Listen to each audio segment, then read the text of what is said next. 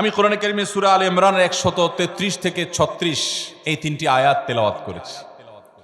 এই আয়াতগুলোতে আল্লাহ সুবহানাহু ওয়া তাআলা মুত্তাকিদের 6টি বিশেষ গুণ এবং বৈশিষ্ট্যের আলোচনা করেছেন। এই 6টি বৈশিষ্ট্য এবং এই 6টি গুণ যাদের মধ্যে থাকবে, আল্লাহ রাব্বুল আলামিন তাদের জন্য ওয়াদা করেছেন যে এই লোকগুলোকে আল্লাহ তাআলা মাগফিরাত এবং ক্ষমার ঘোষণা দিবেন। তাদের জন্য আল্লাহর তরফ থেকে কি থাকবে? তাদের প্রতিদান থাকবে, আল্লাহর কাছ থেকে তারা ক্ষমা পাবে, মাগফিরাত লাভ করবে, তাদের জীবনের ভুল ত্রুটি আল্লাহ তাআলা মাফ করে দিবেন। আর তাদেরকে আল্লাহ রাব্বুল আলামিন ঈমানদারের সবচেয়ে বড় কাঙ্ক্ষিত টার্গেট এবং লক্ষ্য জান্নাত দান করবেন ইনশাআল্লাহ। কোন সেই 6টি গুণ, যে গুণ একজন মুত্তাকি মানুষের মধ্যে অবশ্যই থাকতে হবে, এবং এই গুণগুলো আমাদেরকে কিয়ামতের ভয়াবহতম দিনে আল্লাহর কাছ থেকে মাগফিরাত এনে দিবে এবং জান্নাত নিশ্চিত করে দিবে। জানা দরকার আছে না নাই?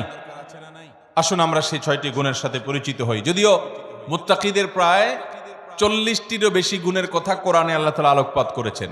নবী করিম সাল্লাল্লাহু আলাইহি সাল্লামের বহু হাদিসে মুত্তাকিদের বহু গুণের কথা আলোকপাত হয়েছে। সেগুলো নিয়ে একটি দীর্ঘ আলোচনায় আমরা চেষ্টা করেছি মুত্তাকিদের কোরআন হাদিসে যতগুলো গুণ বলেছে সে সবগুলোকে একত্র করার। আজকে শুধুমাত্র আমরা সূরা আলে ইমরানের 133 থেকে 36 আয়াতগুলোর মাধ্যমে এখান থেকে মুত্তাকিদের 6টি বিশেষ গুণের কথা উল্লেখ করব। এই গুণগুলো যদি আপনার মধ্যে থাকে তো আল্লাহর শুকর আদায় করবেন, আর যদি না থাকে এই মজলিসে বসে এইখানেই মনে মনে নিয়ত করবেন যে আল্লাহর কোরআনে একটা গুণের কথা বলা আছে অথচ আমার মধ্যে নাই, আমি কেমন মুসলমান। অতএব এই মজলিস থেকে নিয়ত করবেন, তাহলে এই গুণটা আমাকে অর্জন করতে হবে ইনশাআল্লাহ। আল্লাহ তাআলা আমাদের সবাইকে এই গুণগুলো অর্জন করে যাওয়ার তৌফিক দান করুন। মোহতারাম হাজরিন, আল্লাহ রাব্বুল আলামিন বলেছেন ওয়াসারিউ ইলা মাগফিরাতিন মির রাব্বিকুম ওয়া জান্নাতিন আরদুহা কাআরদিস সামাওয়াতি ওয়াল আরদ। তোমরা আল্লাহর মাগফিরাতের দিকে দৌড়াও, প্রতিযোগিতা করো, অগ্রসর হও এবং জান্নাতের দিকে অগ্রসর হও। যে জান্নাতের প্রস্থ এই নবমণ্ডল এবং ভূমণ্ডল সমূহের যে দূরত্ব আছে, এ দুইয়ের মধ্যে যত পার্থক্য আছে এরকম, সেই জান্নাতের দিকে তোমরা দৌড়াও, প্রতিযোগিতা করো, সেদিকে অগ্রসর হও, মুসারাআ করো। আল্লাহর মাগফিরাত এবং জান্নাতের দিকে তোমরা অগ্রসর হও, সেদিকে অগ্রসর হও, সেদিকে আগাও। যেই জান্নাত আল্লাহ তৈরি করেছেন উইদ্দাত লিল মুত্তাকিন, মুত্তাকিদের জন্য। জান্নাত কাদের জন্য তৈরি হয়েছে ভাই? মুত্তাকিদের জন্য। নামে মাত্র মুসলমান, তাকওয়া তাহারাতের নামগন্ধ নাই, জান্নাত তাদের জন্য তৈরি হয় নাই ভাই। জান্নাত তৈরি হয়েছে আল্লাহর সেসব বান্দাদের জন্য যারা শুধু নামে মুসলমান না, যারা মুসলমানের মধ্যে আফার ক্লাসের মুসলমান, যারা মুত্তাকি। আল্লাহ তাআলা আমাদের সবাইকে মুত্তাকি হওয়ার তৌফিক দান করুন। ভাইরা আমার, মুত্তাকি হওয়ার চেষ্টা করব তো ইনশাআল্লাহ। আসুন মুত্তাকিদের বৈশিষ্ট্য জেনে নেই। কি তাদের বৈশিষ্ট্য? 1 নম্বরের বৈশিষ্ট্য আল্লাহ তাআলা বলছেন আল্লাযীনা ইউনফিকুনা ফিস সাররাই ওয়াদ দাররা।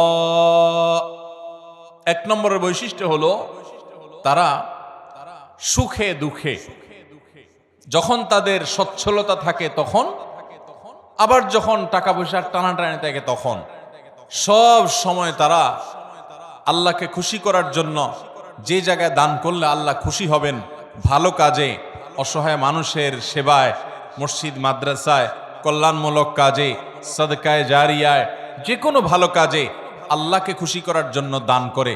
দুনিয়ার মানুষের জন্য কাছে বাহবা পাওয়ার জন্য না, দান কার জন্য হবে?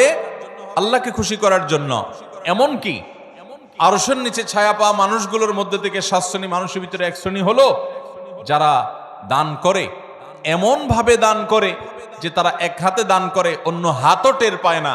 আর আমাদের তো আজকাল আল্লাহ তাআলা কোনো ভালো কাজ করার তৌফিক দিলে, একটু দানের তৌফিক দিলে, আমরা নাম বলতে বলতে, প্রকাশ করতে করতে, নাম ফুটাইতে ফুটাইতে, জাহির করতে করতে ওইটার সওয়াবের আর কিছুই বাকি থাকে না, বরং সেটা শিরকে আসগরের গুনাহে লিপ্ত হয়ে যেতে হয় রিয়া করার কারণে। মোহতারাম হাজরিন, এই জন্য মুত্তাকিদের 1 নম্বরের বৈশিষ্ট্য হলো সচ্ছলতায় অনেকে দান করে, কিন্তু আল্লাহর এই মুত্তাকি বান্দারা শুধু সচ্ছল থাকলেই দান করবে না, দিনকাল যখন একটু খারাপ যায়, কেনা বেচা দোকানে একটু কম হয়, তখনও সে অকাতরে দেয়। দেয়, দিতে থাকে, কোনো কার্পণ্য করে না। তাহলে এই বৈশিষ্ট্যটা আমাদের, যার মধ্যে যতটুকু ঘাটতি আছে, এই মাহফিল থেকে, মজলিস থেকে আসুন মনে মনে নিয়ত করে নেই যে ইনশাআল্লাহ এখন থেকে আল্লাহ তাআলা আমাকে যতটুকু তৌফিক দিবেন ওখান থেকে আমি কিছু আল্লাহর রাস্তায় দান করব, আল্লাহকে খুশি করবার জন্য দিব। এবং যখন আমদানি ইনকাম অনেক ভালো তখনও দিব, যখন ইনকাম নাই একেবারে টানাটানি আছে ওখান থেকে একটু বাঁচিয়ে হলেও দিব। কারণ আল্লাহ তাআলা আমার দানের পরিমাণ দেখবেন না, আল্লাহ দেখবেন আমার সামর্থ্যের তুলনায় আমি কতটুকু করলাম। ঠিক না বে ঠিক? ভাইরা আমার, সাহাবা একরাম যা দান করেছেন রাদিয়াল্লাহু তাআলা আনহুম আজমাইন, তারা যা দান করেছেন, আজকের যুগে এমন বহু লোক বাংলাদেশে আছে, পৃথিবীতে অনেক দানবীর আছে যারা এত কোটি কোটি টাকা, মিলিয়ন মিলিয়ন বিলিয়ন বিলিয়ন টাকা আল্লাহর রাস্তায় দান করে, দিনের কাজে দিয়ে দেয়, মানুষের সেবায় দান করে, হয়তো ইখলাসের সাথেও দান করে। পরিমাণ এত বেশি যে সব সাহাবী মিলেও এত টাকা দান করার সুযোগ পান নাই। কথা বুঝেন নাই? সাহাবীদের যুগে এত সহায় সম্পদ তো ছিল না। তারা যা দান করেছেন যদি পরিমাণ একত্র করেন, তাহলে আজকের যুগে এমন বহু পয়সাওয়ালা আছেন যে এক একটা মসজিদ মাদ্রাসার পিছনে 20-50-100 কোটি আরো অনেক বেশি খরচ করে ফেলেছেন। আছে না নাই? দেখা যাবে যে সাহাবা একরাম সবাই মিলে যা দান করছেন সেগুলোর বাজার মূল্য বের করলে এরকম একজনের দানের সমানও হবে না। এই হলো পরিমাণের অবস্থা। এবার আসেন দেখি ফজিলত এবং মর্যাদার অবস্থা। নবী করিম সাল্লাল্লাহু আলাইহি সাল্লাম বলেছেন সাহাবীদের সম্পর্কে, তোমাদের কেউ যদি উহুদের পাহাড় সমপরিমাণ স্বর্ণ আল্লাহর রাস্তায় দান করে, তো আল্লাহর নবী সাল্লাল্লাহু আলাইহি সাল্লামের সাহাবীদের কেউ সামান্য এক মুদ পরিমাণ অথবা তার চাইতেও কম পরিমাণ আল্লাহর রাস্তায় কিছু দান করলে সেটার যে পরিমাণ সওয়াব হবে, তোমাদের উহুদ পাহাড় সম পরিমাণ স্বর্ণের দানের সওয়াব ততটুকু হবে না। কিসের কারণে ভাই? তাদের দানের ভিতরে যে ইখলাস ছিল, তাদের জানের ভিতরে যে নিষ্ঠা ছিল, নিয়তের ভিতরে যতটা নির্ভেজাল ছিল, আমাদের দান আজ এতটা নির্ভেজাল। তাদের উপার্জন যত হালাল ছিল, তাদের ভেতরকার নিয়ত যত খালেস ছিল, আমাদেরটা ততটা না। এই জন্য ভাইরা, মুত্তাকি মানুষ হিসাবে আমরা সুখে দুঃখে সর্বাবস্থা দান করব। শুধু দান করলে হবে না, আল্লাহকে খুশি করার জন্য দান করব। আর্থিক ইবাদত পয়সা করে দান করলে এই ইবাদতটার মধ্যে ভেজাল বেশি ঢুকে। এই ইবাদতটার মধ্যে ভেজাল কেন ঢুকে? ভেজাল কারণ নিজের ভেতর থেকে নফস বলে, প্রবৃত্তি বলে, মন বলে, এতগুলো টাকা দিয়ে দিলাম, একটা বারের জন্য যদি আমার নামটা ঘোষণা না দেয় কেমন হয়? আমরা একটু বলতে পছন্দ করি, জাহির করতে পছন্দ করি। কিছু মানুষকে শুনাইতে পারলে নিজের কাছে একটু ভালো লাগে যে হ্যাঁ, তারা জানবে আমি দান করছি। এই রোগটা আমাদের মধ্যে আছে না নাই? ভাইরা আমার, এটা কোনো ভালো গুণ না। হ্যাঁ, কোনো ব্যক্তি যদি প্রকাশ্যে দান করে, মজলিসে দাঁড়াইয়া 50,000 1 লাখ টাকা কোনো ভালো কাজে দিবে নিয়ত করেন, তার উদ্দেশ্য থাকে যে আমার এটা শুনে আমার বন্ধু বান্ধব অনেকে আছেন তারাও অগ্রসর হবে, তাহলে সেটা ভালো। মানুষকে উৎসাহিত করার উদ্দেশ্যে করছি, আমি দানবীর, এটা জানানোর দরকার নেই, এই উদ্দেশ্যে করলে ভালো। কিন্তু ভাইরা আমার, কিছু দান থাকতে হবে যেই দানগুলো আমি জানি, আমার রব জানেন, আমার স্ত্রীও জানেন না, আমার বন্ধু বান্ধবও জানেন না, মা বাপও জানেন না, ছেলে মেয়েরাও জানে না। এরকম কিছু দান রাখার চেষ্টা করতে হবে ইনশাআল্লাহ। আপনি গোপনে গোপনে একজন গরিবকে নিয়মিত টাকা পয়সা দিয়ে যান, একটা গরিব ফ্যামিলিতে নিয়মিত কিছু চাল কিনে দেন, নিয়মিত কিছু ভালো কাজ করেন, একটা মাদ্রাসায় কিছু টাকা নিয়মিত দেন। আপনি জানেন আর আপনার মালিক জানে, পরিবারের কাউকে জানেন না, বলান না। এরকম কিছু নিরালা, এরকম কিছু নিবৃতে দান করার চেষ্টা করব তো ইনশাআল্লাহ। আজকাল ফেসবুকের যুগ, ইউটিউবের যুগ, সোশ্যাল মিডিয়ার যুগ। 2-4-10 টাকা দান করার পর ওইটা জাহির করতে করতে, পোস্ট করতে করতে, ওইটার জন্য লাইক কমেন্টের ধান্দা করতে করতে আমরা আমাদের আমলগুলোকে বরবাদ করে ফেলি। ঠিক না ঠিক ভাই? অতএব সুখের সময় দান তো অনেকেই করে, দুঃখে কষ্টের সময়, টানাটানের সময় আমরা দান করব তো ইনশাআল্লাহ। যতটুকু আছে ওখান থেকে কষ্ট করে দান করব। অনেক সময় কষ্টের সময়ের 10 টাকা সচ্ছল সময়ের 10,000 টাকা চাইতে বেশি উত্তম হতে পারে। আল্লাহ দেখবেন যে আপনারা আছেই 100 টাকা দিয়ে দিয়েছেন, আরেকজনের লক্ষ লক্ষ টাকা আছে সেখান থেকে 10,000 দিছে, অতএব তার চাইতে আপনার ত্যাগের পরিমাণ বেশি। অতএব সর্বাবস্থা দান করব তো ইনশাআল্লাহ। ইমানদার এবং মুত্তাকি যাদের জন্য জান্নাত তৈরি করা হয়েছে তাদের দ্বিতীয় বৈশিষ্ট্য হলো ওয়াল কাযিমিনাল গাইজ, যারা তাদের ক্রোধ, গোসা এবং রাগকে সংবরণ করে। বহু মানুষ আছে ভাইরা আমাদের সমাজে, রাগ উঠলে আর মাথা ঠিক থাকে না, আছে না নাই? বরং বেশিরভাগ মানুষই আমরা এই রোগের রোগী। কি বলেন? রাগ উঠলে মাথা ঠিক থাকে না। জান্নাত যাদের হবে, যারা জান্নাতের মালিক হবে, যারা আল্লাহর পক্ষ থেকে মাগফিরাতকে পুরস্কার হিসাবে পাবে, ক্ষমা লাভের তৌফিক হবে যাদের, এই মানুষগুলোর দ্বিতীয় বৈশিষ্ট্য, মুত্তাকিদের বৈশিষ্ট্য আল্লাহ বলেছেন ওয়াল কাযিমিনাল গাইজ, তারা রাগ ক্রোধকে কি করবে? নিয়ন্ত্রণ করবে, সংবরণ করবে, আটকে ধরে রাখবে। একটা জায়গায় মারাত্মক মেজাজ গরম হয়েছে কারোর উল্টাপাল্টা কথার কারণে, এমন রাগ উঠছে, এখন মনে চাচ্ছে যে ধরে কয়েকটা লাগাই দেই, উথাম থাম মারি, দু চারটা মুখ খারাপ করে বলে ফেলি, একটু ভাঙচুর করি, চিল্লাচিল্লি করি, করার সুযোগও আছে। কিন্তু ওই যে জান্নাত পাওয়ার আশায়, আল্লাহর কাছে প্রিয় বান্দা হওয়ার আশায়, আল্লাহর কাছ থেকে কিয়ামতের ময়দানে ক্ষমা লাভের আশায় সে নিজের রাগটাকে নিয়ন্ত্রণ করে, সংবরণ করে, হজম করে ঢোক গিলে ফেলেছে, রাগটা প্রকাশ করে নাই। বহুত কষ্টে মুখটা লাল হয়ে গেছে, কিন্তু মুখ দিয়ে কিছু বাইর হয় নাই, হাত দিয়ে কিছু করে নাই, জায়গা থেকে সরে গেছে, ওই স্থান ত্যাগ করে গেছে, নিজেকে নিয়ন্ত্রণ করার চেষ্টা করছে। আল্লাহর এই বান্দারা অনেক শ্রেষ্ঠ বান্দা, অনেক প্রিয় বান্দা। এই গুণটা আমাদের আনার জন্য যুদ্ধ করতে হবে, নিজের সঙ্গে সংগ্রাম করতে হবে। ঘরে ঘরে আজ অশান্তি, সমাজে সমাজে আজ অশান্তি, পরিবারে পরিবারে আজ অশান্তি। এই দোষটার কারণে, এই ত্রুটির কারণে। স্বামীর কথা স্ত্রী সহ্য করে না, স্ত্রীর কথা স্বামী সহ্য করে না, বাপ মার কথা ছেলে মেয়ের সহ্য হয় না, ছেলে মেয়ের কথা বাপ মার সহ্য হয় না, ভাইয়ের কথা ভাইয়ের সহ্য হয় না, কাস্টমারের কথা দোকান মালিকের সহ্য হয় না, মালিকের কথা শ্রমিকের সহ্য হয় না, একজনের আরেকজনের সহ্য হয় না, আর লেগে যায় গন্ডগোল। দুনিয়াতেও ক্ষতিগ্রস্ত হয়, লজ্জিত হয়, লাঞ্ছিত হয়, ছোট হয়, আখিরাতেও তার ধ্বংস হয়ে যায়। ঠিক না বে ঠিক? এক সাহাবী এসে বলছেন, ইয়া রাসূলুল্লাহ আউসিনি, আমাকে আপনি একটু উপদেশ দেন।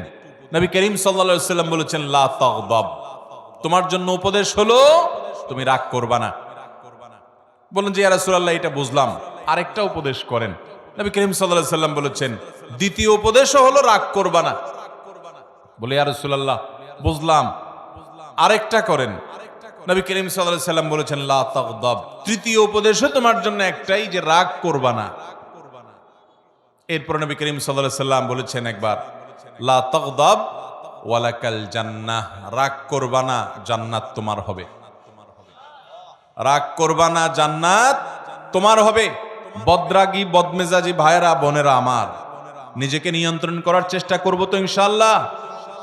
মনে রাখবেন, রাগ আসলো আর ছেড়ে দিলেন যেখানে সেখানে, মাত্রা জ্ঞান রাখলেন না, কার সামনে কোন জায়গায় কতটুকু রাগ ছাড়া যাবে, কতটুকু রাগ ছাড়লে আপনার মুখ খারাপ হবে না, আপনার দ্বারা আল্লাহর হারাম গুনাহ লঙ্ঘন, হারাম কাজ হবে না, গুনাহ হবে না, আল্লাহর সীমা লঙ্ঘন হবে না, সেই মাত্রা জ্ঞান রেখে পরিমাপ করে করে রাগ জাহির করতে হবে, নিজেকে নিয়ন্ত্রণ করতে হবে। নবী করিম সাল্লাল্লাহু আলাইহি ওয়াসাল্লাম বলেছেন, সবচেয়ে বড় বীর বাহাদুর হলো যে ব্যক্তি রাগের সময় নিজেকে নিয়ন্ত্রণ করতে পারে।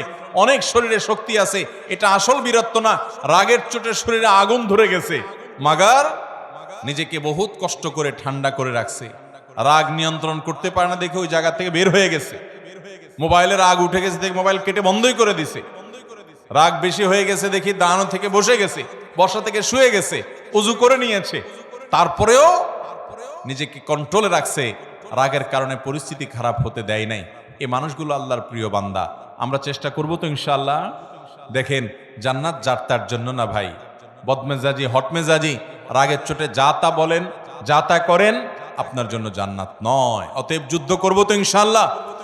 শত সহস্র মামলা মোকদ্দমা, খুন, গন্ডগোল, ফাসাদ, মারামারি, এগুলো সব বন্ধ হয়ে যাবে যদি আমরা ইমানদাররা মুত্তাকিদের এই গুণটা অর্জন করি, ওয়াল কাযিমিনাল গাইজ। চেষ্টা করব তো রাগ নিয়ন্ত্রণ করার ইনশাআল্লাহ। নাম্বার 3, ওয়াল আফিনা আনিন নাস। 3 নম্বর বৈশিষ্ট্য হলো এই মুত্তাকিদের জন্য, যাদেরকে আল্লাহ তাআলা মাগফিরাত পুরস্কার হিসাবে দিবেন। দুনিয়া থেকে মানুষ যাবে আখিরাতে ভয়ে নিজের অপরাধ পাপাচার নিয়ে পেরেশান থাকবে, আল্লাহ তাআলা বলবেন পুরস্কার নাও, পুরস্কার। পুরস্কার কি? তোমার সব গুনাহ মাফ করে দিলাম আর তোমার জন্য জান্নাত বরাদ্দ করে দিলাম। সেই বৈশিষ্ট্যগুলো অর্জন করতে পারলে, 6টা বৈশিষ্ট্য অর্জন করতে পারলে এই দুটি নিয়ামত পাওয়া যাবে ইনশাআল্লাহ। তার ভিতরে 3 নম্বর বৈশিষ্ট্য হলো ওয়াল্লাফিনা আনিন নাস, মানুষকে ক্ষমা করতে জানতে হবে। এটার জন্য একটা বড় কলিজা লাগে, এটার জন্য একটা বড় কলিজা লাগে। ছোট লোকরা এটা পারে না ভাই, ছোট মনের মানুষ, ছোট কলিজার মানুষ এটা পারে না। কি আমার সাথে এমন কথা বলল, এত বড় সাহস, এটা জীবনে ভোলা যায় না? আমি এটা কোনোভাবে ভুলতে পারবো না, না এটা আমার চোখের সামনে যেন না আসে। ঠিক আছে, রাগ যখন ওঠে, মাথা যখন হট মেজাজ হয়, তখন আপনার 1 দিন 2 দিন 3 দিন পর্যন্ত এরকম থাকতে পারে। শরীয়ত আপনাকে এতটুকু অনুমোদন করে, ঠিক আছে, রাগের চোটে মাথা গরম হয়ে 3 দিন আপনি এটা করতে পারেন। মাগার 3 দিনের জায়গায় 3 মাস হয়ে যাবে, 3 বছর হয়ে যাবে, আপনার রাগ একটু নিয়ন্ত্রণ হবে না, আপনি একটুও ক্ষমা করতে জানবেন না, তাহলে আপনি কোন মুখে আরশে আজিমের মালিকের কাছে কিয়ামতের দিন ক্ষমার আশা করেন? কথা বুঝাতে পারি নাই ভাই? আমরা আমাদের রব কিয়ামতের দিন ক্ষমা করুক চাই কি চাই না? যদি চাই তাহলে রবের গোলামদেরকেও ক্ষমা করা শিখতে হবে ভাইরা আমার। কাউকে যদি আপনি ক্ষমা না করেন, তার উপর অনেক জেদ থাকে, অনেক ক্ষোভ থাকে, অনেক রাগ থাকে আপনার ভিতরে, তাতে কষ্ট আপনার হবে কি হবে না? আরেকজনের প্রতি জেদ ক্ষোভ রাগের কারণে ভিতরে নিজের জ্বালা পোড়া হয় না, কষ্ট হয় না? আর যদি মাফ করে দেন, মাফ করলে যারে মাফ করছেন তার উপকার হোক বা না হোক, আপনার নিজের উপকার হবে, সাথে সাথে আপনার মনটা দেখবেন পাতলা হয়ে গেছে, আপনার মনটা যেখানে হালকা হয়ে গেছে, নির্ভার হয়ে গেছে, মনের ভিতরে মনে হবে একটা পাথর ছিল, পাথরটা জগদ্দল পাথর যেন সরে গেছে। যদি মানুষকে ক্ষমা করতে জানেন, মানুষকে ক্ষমা করবো তো ইনশাআল্লাহ। অনেক মানুষ আছে খুব শক্ত, লোহার মতো শক্ত, ক্ষমা করতে জানে না, একবার রাগ হলে তো হইল, আছে না নাই? এগুলো কোনো ভালো মানুষের, ভালো মুসলমানের, ভালো ব্যক্তির এবং মুত্তাকির বৈশিষ্ট্য হতে পারে। আমরা মানুষকে ক্ষমা করব। এখন কথা হলো, আমি ক্ষমা করলে ও বারবার উল্টাপাল্টা করে, ওর ক্ষতি করে। ভাইরা আমার, ও যদি নিজের ক্ষতি করে সে ক্ষতিগ্রস্ত হবে, কিন্তু আমি তো ক্ষমা করে আল্লাহর কাছ থেকে পুরস্কার পাবো। অতএব আমার লাভ না লাভ নাই, আমি তো আমার নিজের লাভ বুঝবো। পাগলেও নিজের লাভ বুঝে, কিন্তু আমরা নিজেরটা অনেক সময় লাভ বুঝি না। নিজের লস করে হলেও আরেকজনের উপকার করার চেষ্টা করি। আরে ভাই, তার সংশোধন যদি না হয়, আমার অধীনস্থ হলে তাকে আমি শাসন করব, জোর করব, জবরদস্তি করব, রাগ করব, নিয়ন্ত্রিত রাগ, যে রাগের ভিতরে কটু কথা থাকবে না, বিশ্রী কথা থাকবে না, গালমন্দ থাকবে না, জুলুম থাকবে না, সেরকম রাগ করব অধীনস্থ হলে। কিন্তু সেটাও নিয়ন্ত্রিত রাগ হতে হবে। আর মনে রাখতে হবে, ক্ষমা করতে জানলে আল্লাহ ক্ষমা করবেন ইনশাআল্লাহ। কোন এক সালাফ, তার অধীনস্থ বারবার একই ভুল করে, বারবার একই ভুল করে, তো এতবার একই ভুল করার কারণে উনি রাগ হয়ে বলছেন, তোমাকে কতবার আর ক্ষমা করবো এই একটা ভুলের কারণে? তখন সে কানে কানে ওনাকে বলছেন, কিয়ামতের ময়দানে আল্লাহর কাছে দুনিয়াতে একই পাপ যতবার করার পরও মাপের আশা রাখেন, আমাকে ততবার করলেই হবে। আল্লাহ তাআলা আমাদেরকে মানুষকে ক্ষমা করার মতো উদার মন মানসিকতা লালন করার তৌফিক দান করেন। তাহলে মুত্তাকিদের 3 নম্বর বৈশিষ্ট্য হলো ওয়াল্লাফিনা আনিন নাস, যারা মানুষকে ক্ষমা করে। 4 নম্বর হলো ওয়াল্লাহু ইউহিব্বুল মুহসিনিন, আল্লাহ তাআলা ইহসানকারীদেরকে ভালোবাসেন। অর্থাৎ এটাও মুত্তাকিদের একটা বৈশিষ্ট্য হবে যে তারা ইহসান করবে। ইহসান মানে যে কোনো ভালো কাজ করবে, আল্লাহর বান্দাদের প্রতি অনুগ্রহ করবে, পরোপকারী হবে, মানুষের উপকার করবে। ভাইরা আমার, ডক্টর খন্দকার আব্দুল্লাহ জাহাঙ্গীর রাহিমাহুল্লাহ এদেশে ক্ষণজন্ম একজন আলেমে দ্বীন ছিলেন, ইসলাম বিশ্ববিদ্যালয় কুষ্টিয়ার হাদিসের প্রফেসর ছিলেন, বহু গ্রন্থ এর রচয়িতা ছিলেন। স্যার রাহিমাহুল্লাহ বলেছেন যে আল্লাহ তাআলা আমাকে কোরআন হাদিসের যতটুকু ইলম দিয়েছেন, দেশে বিদেশে বিভিন্ন ইউনিভার্সিটিতে মাদ্রাসায় দীর্ঘকাল পড়াশোনা করে, শিক্ষকতা করে, ইউনিভার্সিটিতে হাদিস পড়ায়, যতটুকু আমি কোরআন হাদিস এবং ইসলামের বই পুস্তক পড়ে ইলম অর্জন করেছি, আমি বুঝেছি গোটা ইসলামের জিস্ট 2টা কথা। তার একটা হলো আল্লাহর প্রতি ঈমান আনার পর এবং আল্লাহর মৌলিক মোটা মোটা ফরজ বিধানগুলো মানার পর আল্লাহর জমিনে যে আমলটাতে আল্লাহ সবচেয়ে বেশি খুশি হন, সেটা হলো কোনো মানুষ যখন কোনো মানুষের উপকার করে। আর দ্বিতীয় কথা যেটা শুনলাম বুঝলাম কোরআন হাদিস থেকে, সেটা হলো যে কুফরির পর, বড় বড় কবিরা গুনাহগুলোর পর আল্লাহ সবচেয়ে বেশি নাখোশ হন, অসন্তুষ্ট হন বান্দা যখন আরেকজনের ক্ষতি করে, ক্ষতি করার চেষ্টা করে, পিছে লাগালাগি করে। ভাইরা, এই রোগটা, মানুষের পিছে লাগার রোগটা আমাদের মধ্যে আছে না নাই? আছে। অযথা দেখবেন মহিলাদের মধ্যে রোগ আছে, দোকানদারদের মধ্যে রোগ আছে, রাজনীতিবিদদের মধ্যে রোগ আছে, হুজুরদের মধ্যে রোগ আছে, সাধারণ মানুষের মধ্যে রোগ আছে, যে পিছে লাগ, এর গোষ্ঠী উদ্ধার কর, আছে না নাই? ইমানদার কারোর পিছে লাগবে না ভাই। ইমানদার নিজের চরকায় তেল দিবে। আমার কি হবে কিয়ামতের ময়দানে আমি জানি না। জীবনে 4 রাকাত নামাজ ঠিকমতো নামাজ পড়ে, মনোযোগের সাথে, খুশুখুশুর সাথে পড়ে আল্লাহর কাছে পেশ করার মতো রেডি করতে পারি নাই। কত ত্রুটি, কত মনোযোগ কোন দিক চলে যায়। সেখানে আমি সারা দুনিয়ার মানুষকে নিয়ে লাগবো, আমার নিজের কি হবে সেই চিন্তা করবে, সেই সাথে অন্যের ইসলাহ করব, মানুষের ক্ষতি করার উদ্দেশ্যে, ছিদ্র বের করার উদ্দেশ্যে, দোষ ধরার উদ্দেশ্যে পিছনে লাগালাগি করা, ধর্মের নামে, ইসলামের নামে আমরা অনেক সময় এক গ্রুপ আরেক গ্রুপের বিরুদ্ধে লাগি কি লাগি না ভাইরা, ফেসবুকে, সোশ্যাল মিডিয়াতে, অনলাইনে, অফলাইনে। তো ইমানদার এটা করবে না। ইমানদার পরোপকারী হবে, মানুষের কল্যাণকামী হবে, ইহসান করবে এবং যে কোনো ভালো কাজ পাইলেই সেটা করার চেষ্টা করবে। আল্লাহু ইউহিব্বুল মুহসিনিন। 5 নম্বর বৈশিষ্ট্য হলো ওয়াল্লাযীনা ইযা ফাআলু ফাহিশাতান আও যালামু আনফুসাহুম যাকারুল্লাহ। যারা কোনো অশ্লীল, অন্যায়, জেনা, ব্যভিচার, অপরাধমূলক যে কোনো কর্মকাণ্ড, কোন একটা গুনাহের কাজ করে ফেলেছে, কারো গীবত করে ফেলেছে, কাউকে কষ্ট দিয়ে ফেলেছে, বা কোন একটা গুনাহ করে ফেলেছে, ওয়াল্লাযীনা ইযা ফাআলু ফাহিশাতান আও যালামু আনফুসাহুম, অথবা নিজের প্রতি নিজে অবিচার করেছে। ভাইরা আমার, আমরা গুনাহ করলে কার ক্ষতি হয়? আল্লাহর ক্ষতি হয়। আল্লাহর কোনো হুকুম লঙ্ঘন করলে আল্লাহর ক্ষতি হয়। আল্লাহর কোনো ঠেকা আছে ভাই? আমরা দুনিয়ার সব মানুষ মিলে যদি একত্র হয়ে সবাই মিলে যদি হারামে চলে যাই, আল্লাহর কোনো লস আছে? আল্লাহর কোনো লস নাই।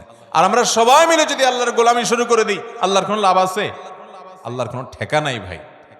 এই জন্য নিজে অপরাধ করে, পাপ করে যে নিজের প্রতি অবিচার করি, আও যালামু আনফুসাহুম, নিজের প্রতি যদি নিজে অবিচার করেন, অশ্লীল কাজে লিপ্ত হন, এরকম কোনো কাজ করার পর যাকারুল্লাহ, আল্লাহর কথা স্মরণ হয়, রে আমার সৃষ্টিকর্তা আল্লাহ তো দেখছেন, তার কাছে তো জবাবদিহি করতে হবে, এটা মনে হওয়ার সঙ্গে সঙ্গে ফাস্তাগফারু লিযুনুবিহিম, সাথে সাথে ওই অপরাধের জন্য আল্লাহর কাছে মাপ চায়। ওয়া ইয়াগফিরুয যুনুবা ইল্লাল্লাহ, আর সে জানে আল্লাহ ছাড়া কেউ মাফ করতে পারবে না এই অপরাধ থেকে। এজন্য সে আল্লাহর কাছে ওইভাবে কায় মনোবাক্যে মাপ চায়। এই বৈশিষ্ট্যটা থাকবে যাদের, মুত্তাকিদের, যে কোনো গুনাহ হলে, মানুষ হিসাবে গুনাহ হয়ে যেতে পারে, যখনই গুনাহ হয়ে যাবে সাথে সাথে বিলম্ব না করে দ্রুততার সাথে আল্লাহর কাছে মাপ চাইবে। আল্লাহর কথা স্মরণ হবে, আরে আমি তো এটা করতে পারি না, ইমানদার হিসাবে, জান্নাত প্রত্যাশী মানুষ হিসাবে সে আল্লাহর কাছে মাপ চাবে। 6 নম্বর বৈশিষ্ট্য হলো ওয়ালাম ইউসিরু আলা মা ফাআলু ওয়া হুম ইয়ালামুন, এবং একটা পাপ একবার হয়ে গেলে নিজেকে নিজে সে ভৎসনা করে, রাগ করে, নিয়ন্ত্রণ করে, আর সে সেই অপরাধের ধারে কাছেও যায় না। একবার হয়ে গেছে, আল্লাহর কাছে মাপ চাইছে, আর যেন না হয় সেজন্য সে আপ্রাণ চেষ্টা করে। এটা হলো 6 নম্বরের বৈশিষ্ট্য। এই বৈশিষ্ট্যগুলো আবারও আমি এক নজরে বলে দিচ্ছি। নাম্বার 1, যারা দান করে সুখে দুঃখে সর্বাবস্থায়। নাম্বার 2, যারা নিজের রাগ গুসাকে নিয়ন্ত্রণ করে, কন্ট্রোল করে। নাম্বার 3, যারা মানুষকে ক্ষমা করে।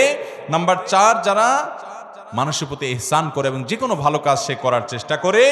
নাম্বার 5, কোনো অশ্লীল কাজ করলে, কোনো গুনাহের কাজ করলে, নিজের প্রতি নিজে জুলুম অবিচার করে ফেললে সাথে সাথে আল্লাহর কথা স্মরণ হওয়ার সাথে সাথে সে ক্ষমা চায়, মাপ চায়, ফিরে আসে। আর নাম্বার 6, সেই পাপ কাজ আর কখনো করে না। এই 6টি বৈশিষ্ট্য যাদের থাকবে, আল্লাহ বলেছেন উলাইকা জাযাউহুম মাগফিরাতুম মির রাব্বিহিম ওয়া জান্নাত, এই লোকগুলোর আল্লাহর পক্ষ থেকে কিয়ামতের ময়দানে এই 6টা বৈশিষ্ট্য নিয়ে যদি কেউ যেতে পারে, তো আল্লাহর পক্ষ থেকে সে ক্ষমা এবং মাগফিরাত এটা পুরস্কার হিসাবে গ্রহণ করবে এবং জান্নাত লাভ করবে। তাজরি মিন তাহতিহাল আনহার, যার তলদেশ দিয়ে নহর প্রবাহিত হবে, সেই চিরসুখের ঠিকানা জান্নাত পাবে। খালিদিনা ফিহা, সেখানে সে চিরকাল থাকবে।